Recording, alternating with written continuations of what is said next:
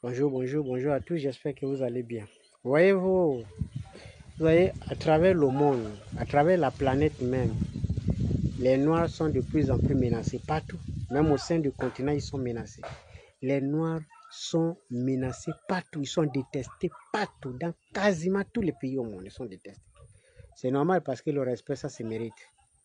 Quand tu ne prouves pas que tu es quelqu'un de responsable, c'est normal qu'on ne puisse pas te respecter. Vous voyez, parce que les Noirs, c'est la seule race qui n'a pas de rancœur. C'est la seule race qui n'a pas intégré dans sa tête l'idée de la vengeance. Les Noirs ne connaissent pas ça. Parce que quand vous arrivez en Afrique du Sud, c'est toujours les Blancs qui contrôlent l'économie.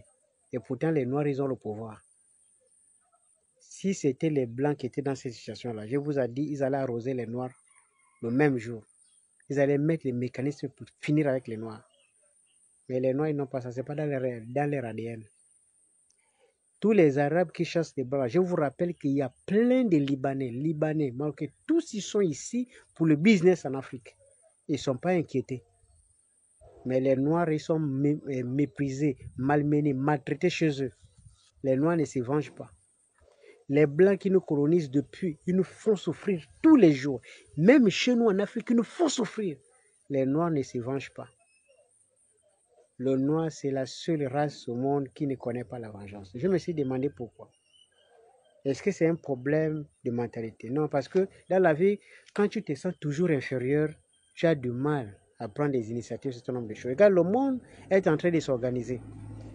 Le monde est en train de s'organiser. Je vais vous prendre un exemple simple. Quand vous allez en Afrique du Sud, Julius Malema, l'opposant sud-africain qui remplit les stades avec le rouge. Je vous dis, si ce monsieur arrive au pouvoir et qu'il impose de récupérer le pouvoir économique d'Afrique du Sud détenu aujourd'hui par les colons, je vous avoue, si ce n'est pas lui qui s'est déstabilisé, c'est tout le pays qui va être déstabilisé. Parce que l'Afrique du Sud, là, économiquement, c'est sur la main des colons. C'est juste la politique qu'ils ont libérée pour éviter les problèmes.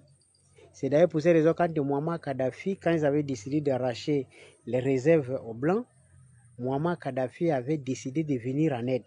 Vous avez vu ce qui s'est passé? Les Occidentaux, là, ils ont coupé. Les liens de commerce avec l'Afrique du Sud étaient coupés. Donc, l'Afrique du Sud pouvait produire, mais il ne pouvait pas vendre, il n'y en avait plus de clients. Puisque le marché africain n'étant pas organisé, il ne pouvait vendre à personne.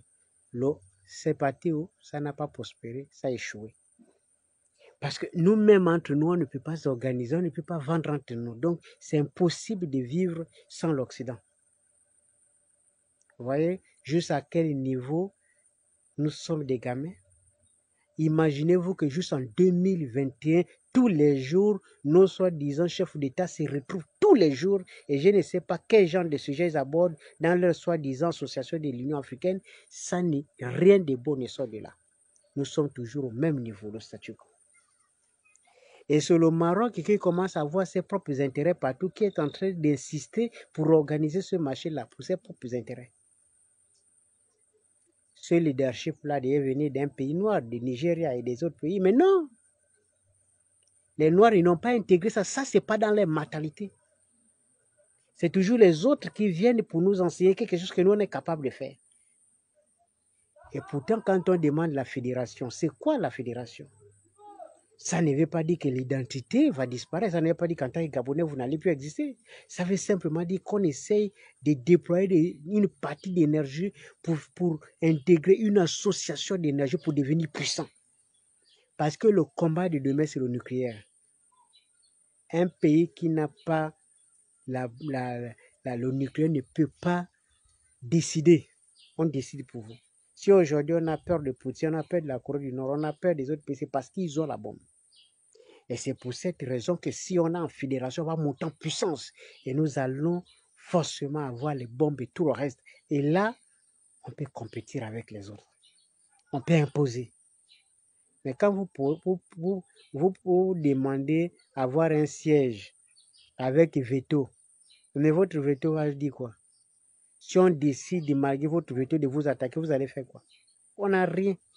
au lieu de nous préparer sérieusement, de nous mettre ensemble, de renforcer nos liens, de créer une force unique pour en fait de permettre au continent d'aller de l'avant. Tout ce qu'on a fait, c'est la contradiction entre nous. Oh, le Mali ne sont pas prêts. Oh, il ne fallait pas engager comme ça. Oh, il fallait entendre les conditions ne sont pas réunies. C'est toujours le même discours. Depuis 1960, on tient le même discours, juste aujourd'hui. Je pense que ce qui nous arrive, on mérite cela. Mais moi, la question qui me vient à l'esprit, c'est de savoir, est-ce que ça touche même nos dirigeants? Quand on chasse les Noirs, par exemple, en Tunisie, est-ce que ça les touche?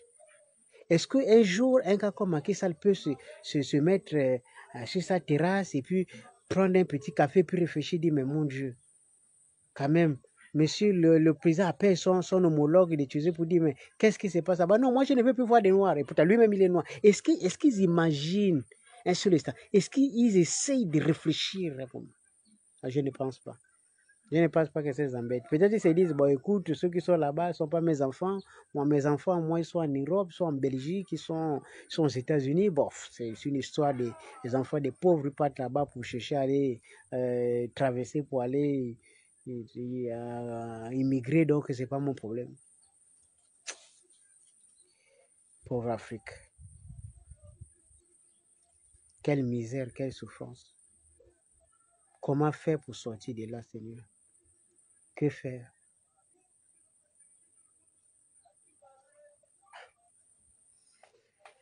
C'est vendredi. J'espère que tout ce qu'on peut demander à Dieu, c'est que c'est lui qui a la force suprême. Comment si pour une fois il peut au moins étendre sa main pour essayer de nous aider à s'en sortir. Tous ceux qui ont des idées pour faire décoller le continent, il faut les accompagner. Il faut mettre les bâtons dans les roues, tous ces types-là, malgré leur puissance, parce que c'est toi qui es le plus grand. Nous sommes dans un continent mystique. Il faut qu'à un moment, tous ceux qui peuvent contribuer à sauver ce continent s'élèvent pour qu'on arrive à changer de paradigme. Djibouti.